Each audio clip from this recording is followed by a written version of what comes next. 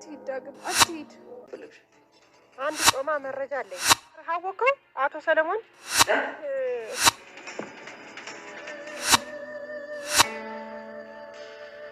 ለምን ቀድመሽ አልነገርሽኝም? ቃል እኮ ከምታስቢያት ብሌን እንግዲህ ሄለን ልታድናት በሞከረች ራሷ ሞታ ነበረ። ቃል በቀመረችው መርዝ እንግዲህ ይህንን መርዝ ካልጠጣሽው በስተቀር እኔ ይህንን ጁስማ ልጠጣልሽ አልችልም በማለት ሄለን ከባድ ፍጥጫ ተያይዛ ነበር እንግዲህ ከብሌን ጋር። ብሌን በወቅቱ ምንም አይነት ነገር መናገር አልፈለገችም። ነገር ግን ጁሱን ቀይራ እሷ በንጹህ ጁስ ልትሰጣት ነበር ያሰበችው። ግን ደግሞ ሄለን የተረዳችበት መንገድ በጣም ሌላ ነበር። በተጨማሪም እንግዲህ አሁን ላይ በኃይሉ ገኒ ያ ሱራፌል የሚባለው እንግዲህ ባለቤቷ ገኒ አውቃለች ማለት ነው እሱ እንደገደለው። እንዲሁም ደግሞ የገኒ ጉረቤት የሆነችው እንግዲህ በጣም መረቅ የሆነ ቆቅ የሆነ መረጃ አለኝ፣ ስለዚህ ጠርቅም ያለ ገንዘብ ከሰጠኝ እነግርሃለሁ፣ ያለዛ የሚስጥር እንግዲህ ጉድ ይዞብኝ ይመጣል በማለት በስልክ ደውላ ሱራፌል የሚባለው ጓደኛህን የገደልከው አንተ እንደሆንክ ጎረቤቴ ገኒ አውቃለች ስትለው እንግዲህ ራሱን ስቶ ወድቋል ማለት ነው። በዛ ቅስፈት እንግዲህ ሄለን እንዲሁም ደግሞ ቃል አብረው ነበሩ። እናም በጣም ነው እንግዲህ ሁለቱም ከው ብለው የቀሩት። ስለዚህ አሁን ላይ አጅሬ በኃይሉ ምን ሊያደርግ ይችላል? በከባዱ ይመታቸዋል ብዬ አስባለሁ። ምክንያቱም አሁን ላይ ዳጊ ራሱ በጩቤ ወቅቶታል። ይህን የሚያደርግበት ምክንያት እንግዲህ እናቱን በጣም ስላስከፋት እንዲሁም ደግሞ ስላስደበራት ነው። ስለዚህ አሁን አባቱን ሞቶ እንዲሁም ደግሞ አባቱን የገደለበት እሱ እንደሆነ ካወቀ ሊያደርገው ይችላል። እናም በሰላም ፊት እንግዲህ ተቀምጠው ባወሩበት ሰዓት እሱ ሲያደርግ የነበረው ነገር ዳጊን ዝቅ የሚያደርግ ነገር ነበረ። ሕፃን እያለ ሞራሉን ለመንካት ሞክሯል። ዳጊ በሰላም ፊት እንግዲህ እሱ እንደወገቡ ስላልነገራት ስትንከባከበውም ነበረና በዚህ መካከል ግን ማን ነው የወጋህ ወንድሜ ብላ ስትጠይቀው አላየሁትም፣ ግን የሆነ አይምሮ ላይ አለ ተቀርጾብኛል እና እንደውም እዚህ ራሷ አብሮኝ ያለ ይመስላል እያለ እውነቱን ላለመናገር ግን ደግሞ የሚናገረው ነገር እውነት ሆኖ ሰላም ግራ ግብት ተብሏት ነበር። ባጭሩ ልትረዳው አልቻለችም እንግዲህ የኃይሉን ንግግር። ዳጊ ግን ለምን አይናገርም ይህ ሰውዬ እያለ እያሰበ ነበረ። ምክንያቱም በእርግጠኝነት አሁን እንደዚህ ለእህቱ ካልነገራትም ማን እንደሆንኩ ይህን ነገር የሰራሁት በከባዱ ሊመታኝ ነበር ይላል። እንግዲህ በባለፈው ቪዲዮ ሁላቸውም ተፋጠውም ነበር ያለቀው። ሳሚም እንዲሁም ደግሞ በኃይሉ ብቻ ቃል ዳጊ ሁለቶችም ተፋጠው ነበር። በዛ ሰዓት እንግዲህ በጣም የጠበቅነው ነገር ነበረ። ሳሚ በእርግጥም እንግዲህ ለሰላም ሁሉን ነገር ይነግራታል ብለን አስበን ነበር። እኔ በበኩሌ በኃይሉ ጋር ይጋፈጠዋል እንደዛ ተፋጠው ምናምን ሲቀሩ በኃይሉን ለምንድን ነው እንደዛ የደበደብከኝ አሳሰርከኝ አምልጭ መጣው ብሎ አለቃውን ልክ ከእህቱ ፊት የሚደበድበው እንዲሁም ደግሞ በጣም የሚናገረው መስሎኝ ነበር እኔ በበኩሌ። ነገር ግን ሳሚ ምንም ነገር አላደረግም። ግን ቃል እንደዛ ተደብድባ መሬት ላይ ወድቃ ስታያት ሰላም ምንድን አለችው? አንተ ማን ስለሆንክ ነው ሴት ልጅ እንደዚህ የምትደባደበው? ጭራሽ ማንም የላትም ብለህ ነው አይደለ ብላ እንግዲህ በጥፊ ልትመታው ስትል እጇን በማስያዝ አስቆሟታል። ይህ አንድ ጥሩ ነገር ነው። በወቅቱ እጁን አያያዟ ወይም አያያዙ ጥሩ ነገር ሆኖ ሳለ ግን ደግሞ ስለ ቃል የተወሰነ ነገር መናገር ነበረበት ሳሚ። ግን ባጭሩ ምንድን ነው ያላት? ቃል ማን እንደሆነች ብታውቂ ኖሮ እንደዚህ ባልሆንሽ፣ እንደዚህ ባላደረግሽኝ፣ እኔን ለመምታት እጅሽን ባልሰነዘርሽ ኖሮ፣ ስለዚህ ስለ ቃል ብታውቂ ብሎ አንዲት ቃል ብቻ ነው ተናግሮ የሄደው። ግን ብዙ ነገር መናገር ይችል ነበረ። አንቺ የፊቴን ያየሽ ነው አይደለ? ይሄ ነገር ለምሳሌ በማን ምክንያት ሊሆን ይችላል? በልጅ ምክንያት ነው ብሎ ፊቱን እንድታዩ ሊያደርግ ይችላል። ግን ሰላም እዚህ ጋር የተሸወረችው ነገር ምንድን ነው? ሳሚ ከበኃይሉ ጋር ስለሚሰራ ለምንድን ነው እንደዚህ እያደረግከው? ለምን ዝም አልከው? እያለችውም ነበረ። እንደገና ደግሞ የገሬዛ እንዴት ሊያመልጥ ቻለ ከዛ ጉድጓድ ከዛ ቦታ እያለ በኃይሉ ደንግጦ ነበርና አስወግዳለሁ እያለ ነው እንግዲህ የሰፈር ውሻ በቃ አንተንማ በቃ እስከ መጨረሻው ማስወገድ አይቀርም እያለው ነው። ስለዚህ አሁን ሶስታቸውም ተፋጠው ስለነበረ ቀድሞ ማንን እንደሚያስወግድ እንግዲህ የምናይ ይሆናል ማለት ነው። በእርግጥ እዚህ ጋር ሳሚ ንቋቸው ነው እንግዲህ ጥሏቸው ነው የሄደ። ምንም ነገር ትንፍሽ ሳይል በልቡ ፎክሮ አሳያለሁ ከዛ አስረህ እንደዛ ስታሰቃየኝ እንዳልነበረ አሁን ስታይኝ ግን ደነገጥክ አይደል? እሺ በላሳያለሁ በማለት ሳሚም በኃይሉን ጥሎት ይሄዳል ማለት ነው። በኃይሉን በወቅቱ እሺ በማለት እየፎከረ ነው። ሁላቸውም ተፎካክረው ወደ ውስጥ ይገባሉ። እንግዲህ በዚህ ቅስፈት ቃል ደግሞ እድሉን ለመጠቀም ትሞክራለች። አንደኛ በኃይሉ ማን እንደወገው ሰላም አታውቅም። ዳጊ እንደሆነ ሁላቸውም ያውቃሉ ከሰላም ውጭ።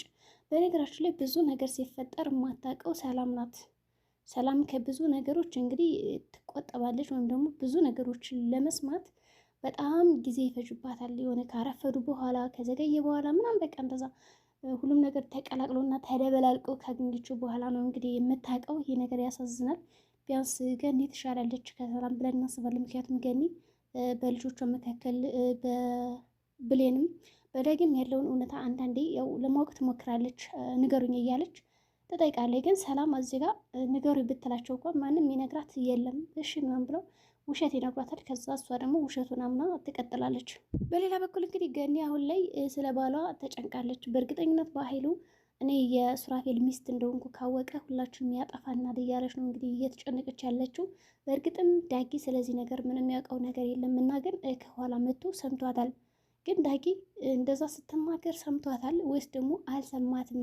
የገኒ ምላሽ ምን ሊሆን ይችላል? ሰምታል አልሰማም ብላ ትጠይቀዋለች ወይስ ደግሞ አትጠይቀውም? የእናንተ ሀሳብ ምን ሊሆን ይችላል? እኔ በእርግጠኝነት ዳጊ አልሰማም ብዬ ነው የማስበው። እሷ የሰማ ቢመስላትም እንደዛ ዞር ስትል ከኋላዋ ስትደነግጥ የሰማ አይመስለኝም። ግን ያው ብቻዋን እንዳወራች ምናምን ወይም ሱራፌል ስትል የሆነ ሰው ስም ስታነሳ እንደሰማት እርግጥ ነው። ከዛ በተጨማሪ ግን ብዙ ነገሮችን የሚያውቅ አይመስለኝም። እናም እንግዲህ ዳጊ አሁን ምን ሊያደርግ ይችላል?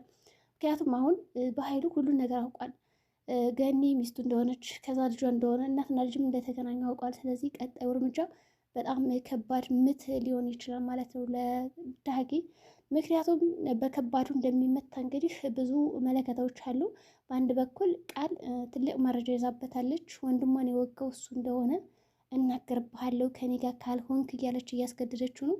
በሌላ በኩል እንግዲህ አሁን ብሌንና እናቱ ተጣልተዋል።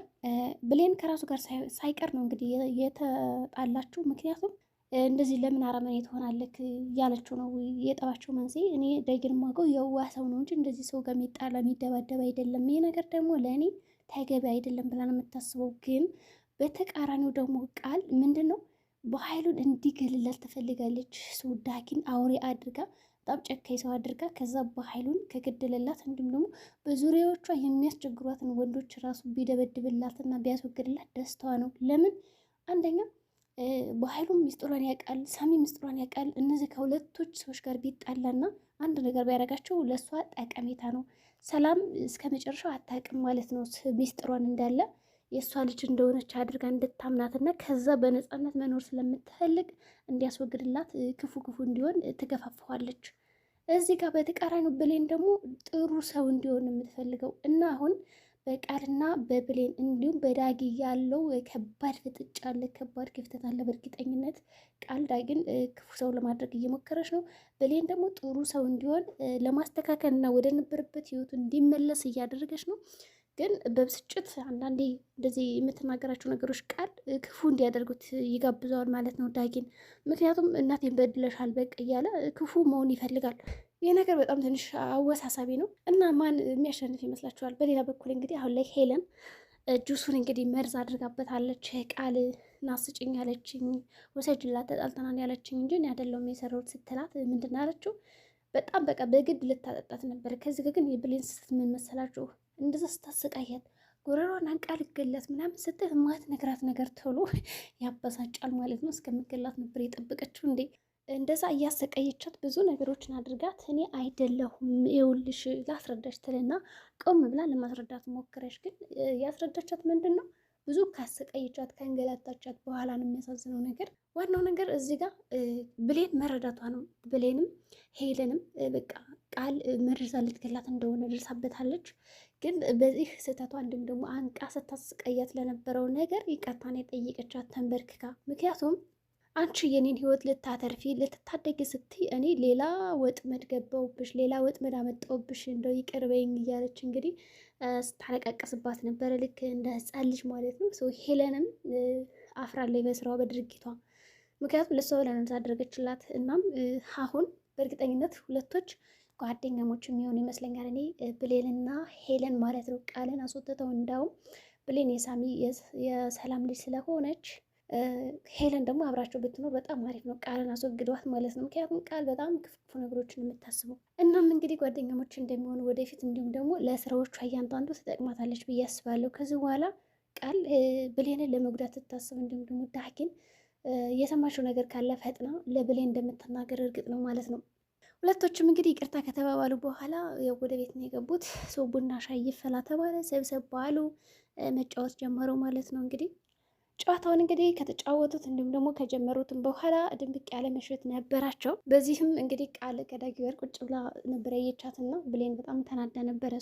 በእርግጥም እሱ ጋር እንዲ ርቃት እየፈለገች ነበረ። ዳግምና ተሳክቶላታል። ሰው ወደ ውጭ ነው የወጣችው እንግዲህ አብሬ አልቀመጥም በማለት ዳግም በእኔ ምክንያት የምታለቅሽ ወይ ብሎ ሲጠይቃት አይደለም ማን አንተና ነው ማለቅ ሰው ትላለች። ከዛ እሺ በቃ ሄደና ወደ እናቱ ቤት ሲሄድ ግን ቁም አትሄድ እያለች ስታወራ ለራሷ በጣም ነበር የምታስቀው።